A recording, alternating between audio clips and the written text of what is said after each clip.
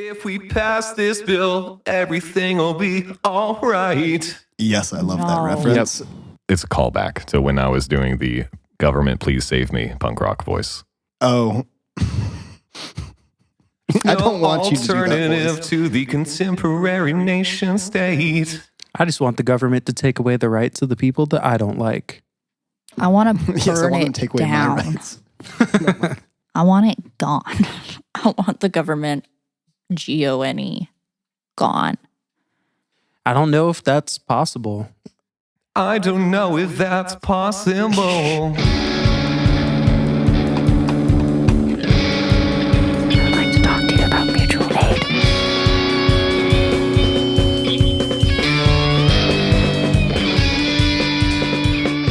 We're talking about political music, protest music, musical politics.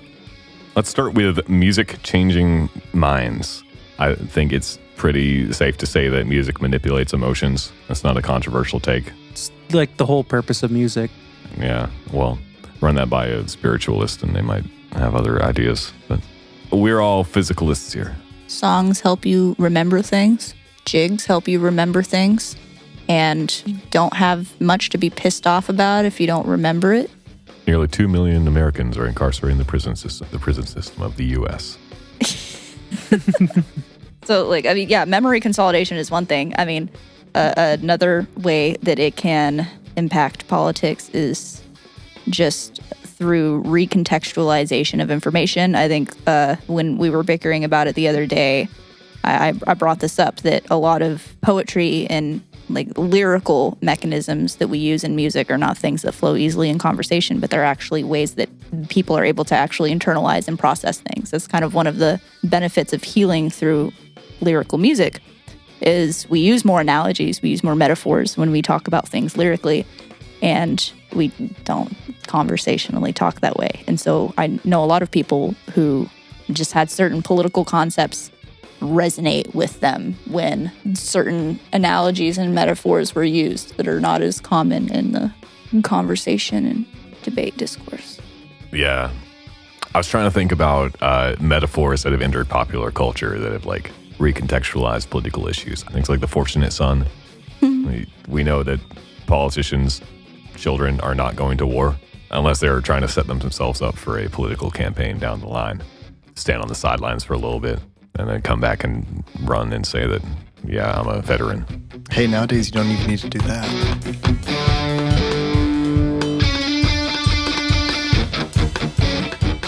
This runs from medieval theologians to Adorno and the Frankfurt School to Kendrick Lamar. I make music that electrify him. You make music that pacify him.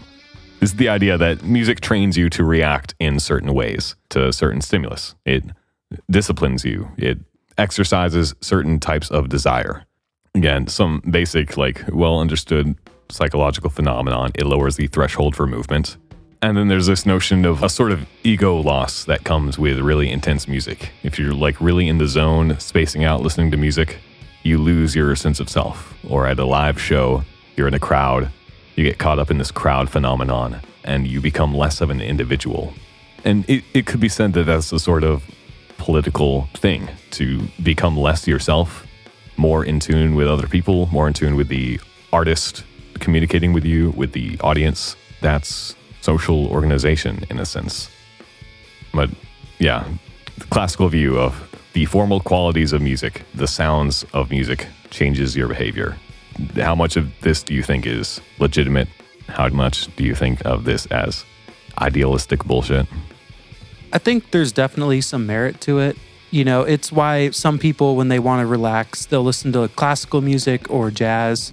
Some people, when they want to get hyped up in the gym, they'll put on metal. I think music in and of itself has the ability to invoke those types of emotions out of people, or those certain movements out of people. I don't know if that's inherently political, though. I don't know if I would consider that aspect of music to be political. I could definitely see it as a tool to implicate political beliefs. If I'm trying to convince you of something, maybe I wouldn't write it in a classical song, but I could definitely see where with rock music from the 60s and 70s and hip hop and stuff like that, where the music in and of itself is invigorating, and that makes a more compelling medium to then put your message in there and to get people's like gears going in their brain.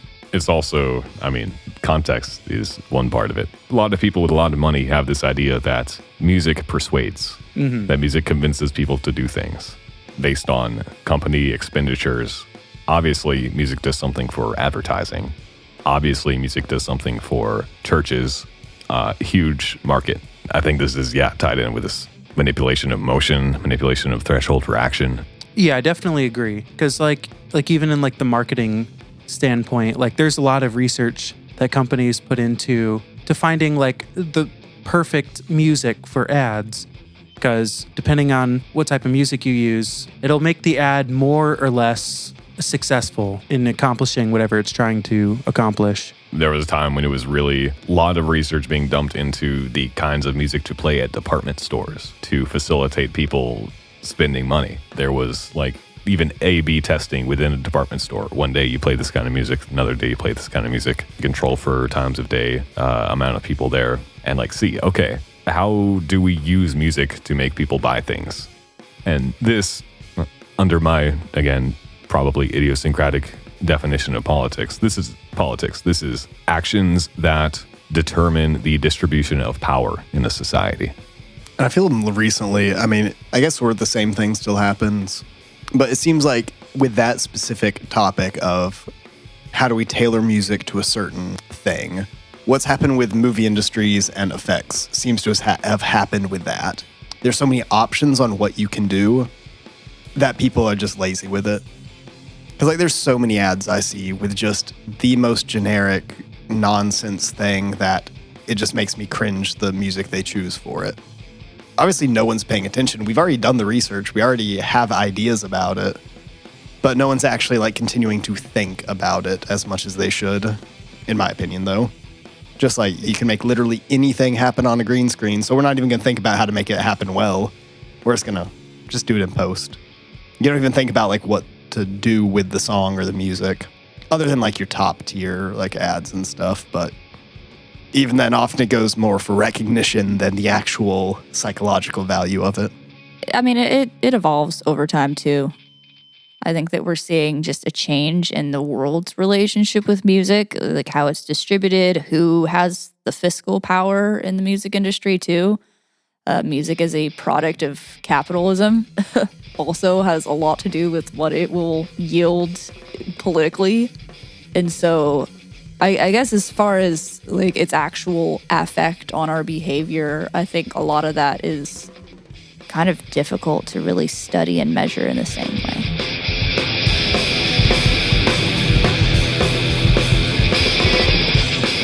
Let's spend a second and speculate wildly. Is there such thing as a essential difference in the form of the music itself between music that electrifies and music that pacifies?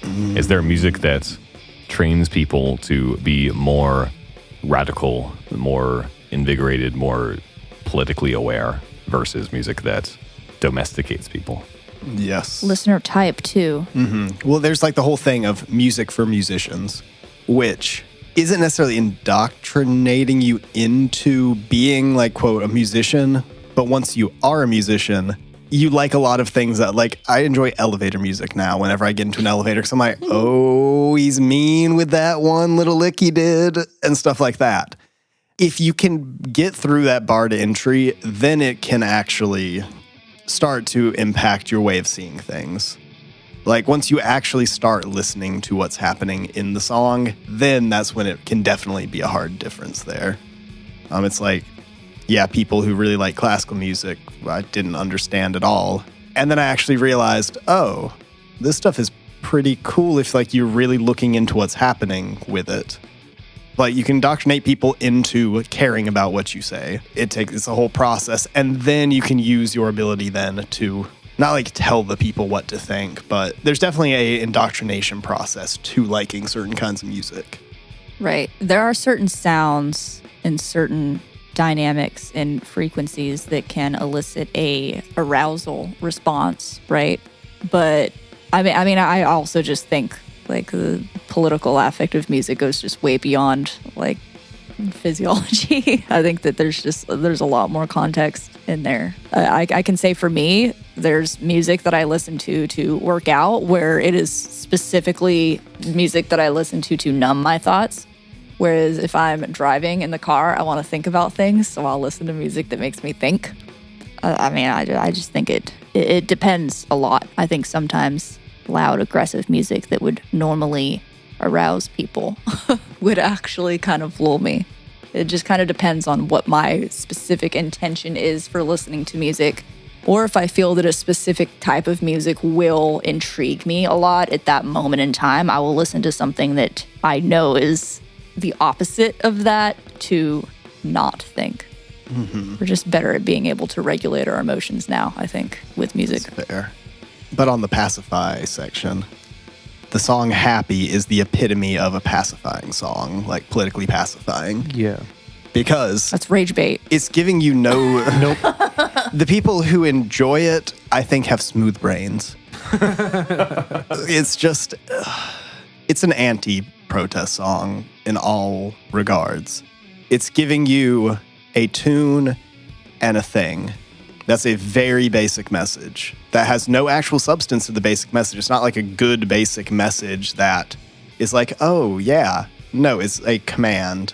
And it's just, there's nowhere further to go with the song. You like the song?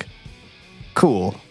Actually, not cool. You like the song, you're a koala bear brain. But, and you have chlamydia. Exactly. Just like a koala. Because you make the same choices with your sexual partners as you do with music. Bad ones. But there are certain songs that I've really not liked before. Honestly, since we're in the theme, some of Kendrick's, or like Good Kid, Mad City, I didn't really like when I listened to it when I first started listening to hip hop. I didn't like it. Then, re-listening to it after experiencing much more hip hop and understanding what to look for and what the actual appeal of the music is, then I realized how much I do really enjoy it. Because it's the kind of thing that I have to go back and see what I'm there for. And once you actually realize, like, it's a process of learning it. And once you do and understand the language that's happening, like not actually like the verbal language, but like the musical language of what's the joy, then you can learn that and decide you don't like it. Or you learn it and decide you do like it. There's none of that with Happy. There's no learning to like the song.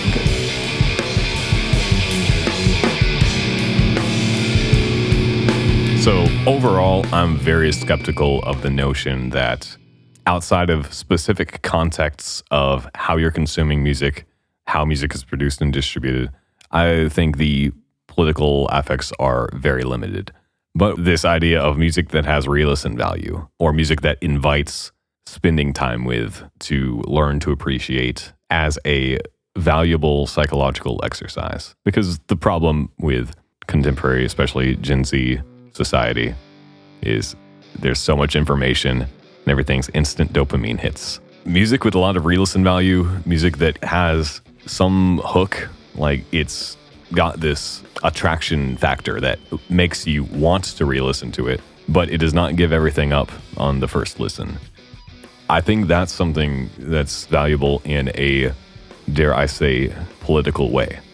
I'm getting more into polemics now, but I think the pure avant-garde, like really intense intellectual music is one thing. It's great. I don't think that constitutes politics. Pure pop music is designed for the hooks, designed to be catchy, sing along. That's great. That's effective release. You can use that for a certain types of organization, just like you can use really intensely cerebral music for certain types of organization. But on its own, sonically, it's not political. For me, political music, stuff that actually invites people to change how they think, has a blend, not a balance, not a median, but a blend of the intensely cerebral and the intensely popular catchy. Because that's the kind of thing that will attract people to a cause and, to be blunt, brainwash them, force them to think about this music a whole lot and change how they approach music, maybe change how they approach listening, just auditory processing, change how they approach dance. If you're a lot of really crazy avant-garde EDM producers, basically teach people how to dance in different ways with the new types of beats they use, new types of language usage. This is very important in hip-hop, very important in, as we already talked about, protest music. Give people new language to express things, but you need to attract them with something familiar and then provoke them to think. I'm just sitting here thinking about the teaching people new ways of dancing. So yeah, that's a fun concept. SIMP, squirrels in my pants. Phineas and Ferb did it first.